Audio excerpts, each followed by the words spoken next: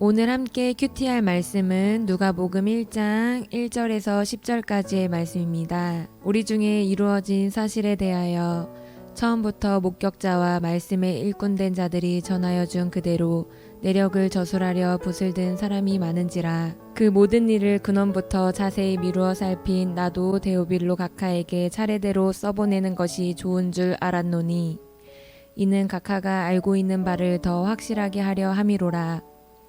유대왕 헤롯 때의 아비야 반열에 제사장 한 사람이 있었으니 이름은 사가랴요. 그의 아내는 아론의 자손이니 이름은 엘리사벳이라. 이 두 사람이 하나님 앞에 의인이니 주의 모든 계명과 규례대로 흠이 없이 행하더라. 엘리사벳이 잉태를 못함으로 그들에게 자식이 없고 두 사람의 나이가 많더라. 마침 사가랴가 그 반열의 차례대로 하나님 앞에서 제사장의 직무를 행할세.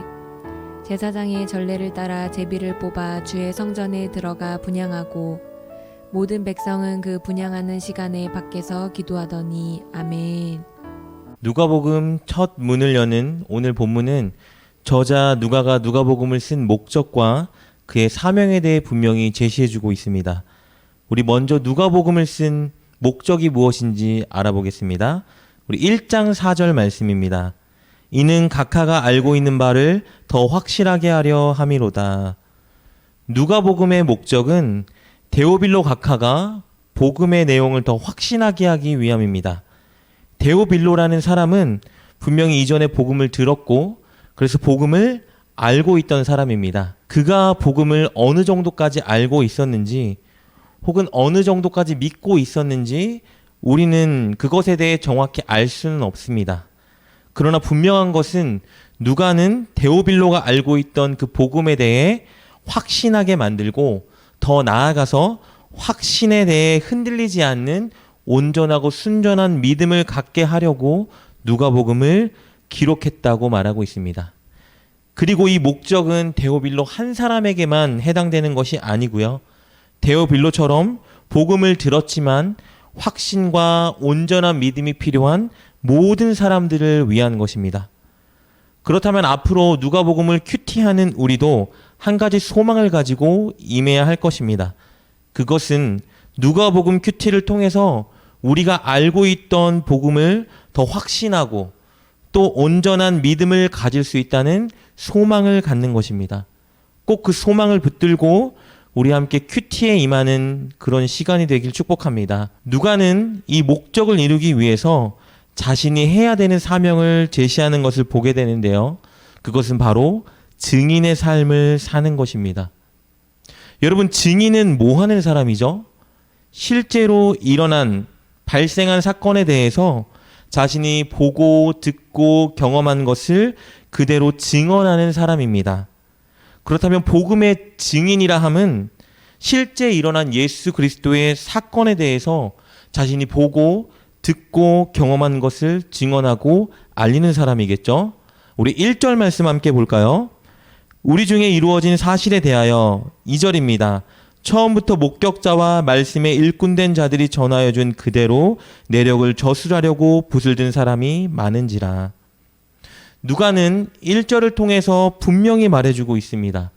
예수 그리스도의 사건은 허구가 아니라 실제 일어난 사실이라는 것이죠. 그리고 2절을 통해서 말하는 것처럼 그 사실을 목격한 증인들이 그 사건에 대해서 글로 적고 전파하고 있었다는 것을 말하고 있습니다. 특히 2절에서 말하는 이 목격자와 말씀의 일꾼이 된 자들은 두 부류의 사람을 말하는 것이 아니라 한 부류의 동일한 사람을 말하는 것입니다. 즉 예수님의 사건을 목격한 자들, 그리고 그들 중에 예수님이 전하신 그 말씀을 기록하고 전하는 자들을 가리킵니다. 즉 사도와 같은 자들, 1차 증인을 말하고 있는 겁니다. 예수님 곁에서 예수님이 하신 일들과 하신 말씀들을 보고 듣고 경험한 목격자들이, 그 1차 증인들이 먼저 그것을 글로 적고 말로 전파하고 있었습니다. 그렇다면 오늘 누가복음을 기록한 누가는 1차 증인이라기보다는 예수님과 동행하는 삶을 살지는 않았었기 때문에 1차 증인들이 전해준 말을 들은 2차 증인이라고 할 수 있습니다. 그러나 2차 증인의 사명도 1차 증인의 사명과 동일합니다. 그것은 복음을 전하는 것입니다. 자신이 들은 그 복음이 사실이라는 것을 믿고 그리고 예수님의 제자가 되기로 결심한 자들은 당연히 자신이 들은 그 내용을 전하는 자가 되어야 되는 것입니다. 그래서 누가도 붓을 들고 누가복음을 기록하기 시작한 것입니다. 그리고 그렇게 증인이 된 누가는 증인이 되기 위해서 갖춰야 되는 두 가지 태도에 대해서 우리에게 보여주는데요. 첫째는 내가 전하는 복음에 대한 엄청난 연구에 몰두해야 된다는 것이고요. 둘째는 그 복음을 전하기 위해 노력해야 한다는 것입니다. 우리 3절 말씀을 함께 볼까요? 그 모든 일을 근원부터 자세히 미루어 살핀 나도 데오빌로 각하에게 차례대로 써 보내는 것이 좋은 줄 알았노니. 누가는 1차 증인들에게 들은 복음을 전하기 위해서 먼저 그것들을 제대로 알기 위해 철저히 연구하기 시작했습니다.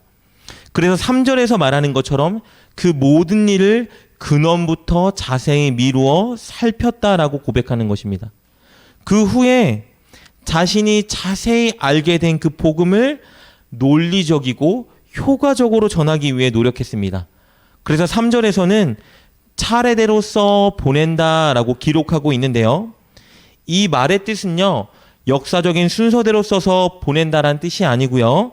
듣는 사람이 이 내용을 분명하게 이해할 수 있도록 조정하고 정리하여 기록한다라는 뜻입니다. 여러분, 그러니 누가는 자신이 전하고자 하는 복음을 먼저는 철저히 연구하고 인식했고, 그리고 그 후에 자신이 전할 복음을 듣는 사람들을 위해서 그것을 효과적으로 기록한 것입니다. 이것이 바로 증인이 갖춰야 되는 두 가지 태도인 것입니다. 오늘 본문은 누가복음 큐티를 통해서 저와 여러분이 결국 서야 되는 자리가 무엇인지, 그리고 우리의 사명이 무엇인지 분명히 제시해주고 있습니다. 우리는 증인이 되어야 합니다. 그리고 그것을 위해서 우리는 먼저 정말 말씀을 잘 배우고 잘 연구하고 잘 묵상해야 합니다. 그리고 더 나아가 우리가 알게 된 이 말씀을 잘 전하기 위해서 어떻게 사람들에게 효과적으로 전할 수 있을까 노력해야 된다는 것이죠. 여러분, 올해 꼭 그 사명을 우리 붙들고 이루어내는 한 해가 되길 주님의 이름으로 축복합니다. 그리고 이제 5절부터 누가는 자신이 전하고자 하는 복음의 내용을 시작하는데요. 그런데 누가는 다른 복음서와는 다르게 사가랴와 엘리사벳의 이야기로 복음의 이야기를 시작하는 것을 보게 됩니다. 왜냐하면요, 사가랴와 엘리사벳이 세례 요한의 부모였기 때문이죠. 누가는 복음인 예수님의 이야기에 앞서 예수님이 오실 길을 준비하는 선구자 세례 요한의 이야기를 먼저 꺼내고 싶어 했기 때문입니다. 그 두 인물 사가랴와 엘리사벳에 대해 오늘 본문은 그들이 의인이었다라는 것과 그러나 그들에게 큰 고난이 있었다는 것을 소개합니다. 우리 6절 7절 말씀입니다.